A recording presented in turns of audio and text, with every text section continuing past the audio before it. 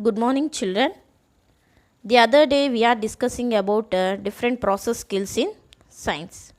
So now today let us discuss about two important skills used in the science to understand science in a better way. That is reading skills and writing skill. First now let us see about the reading skill. So to understand the reading skill, in front of you there is one article about ecosystem. So this is an article given here for us to practice the reading skills. So in reading skills, 3 steps are there. The first one is before reading, next during reading and after reading. So what things we have to follow before reading? Before reading, we should look for the new words. If any new words are there in the article, you should take the dictionary and go through it and learn the meanings. Next, learn the pronunciation of the new words. Then it will be easy for us to read the article clearly. And next, during reading, we should practice the reading according to the paragraph wise. So if you are reading the article in a paragraph wise, it will be very clear for us to understand. Next one is after reading. After reading, we should summarize the content which was given in the article, maybe in the form of flow charts or mind maps, so that it will be easily understood by you, so that you can clearly have a concept of that. So if in these 3 steps we can follow the reading skill, that is before reading, during reading and after reading. And next here another paragraph was given for you about endangered species. So go through this article about the endangered species and follow the 3 steps: before reading, during reading and after reading steps you follow and submit me your work. Now let us see about the writing skills, how these writing skills are useful for us to improve our science. So there are different steps in the writing skills. The first one is informative writing.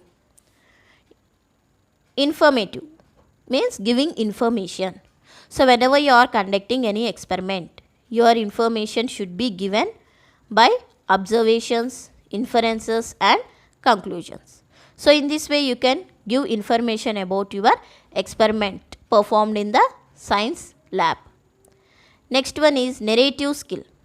So you can narrate a story by giving some examples regarding to the science. And next one is your expressive writing. You can express science in the form of songs, poems or in the form of letters, so that you can express the science in a better way and easily understandable way. And next one, persuasive writing. So in this you can pursue the writing skill so that your writing may be published in an article in a newspaper or in a magazine, like that, so that you can write in the form of a letter or in a form of an article. So like this, if you are practicing these 4 type of writing skills, that is informative, narrative, expressive and persuasive writing, you can improve yourself in a better way to understand science. So now by following all these different skills, scientists are able to do number of experiments and give us results. So how they are giving us result of any experiment and all that.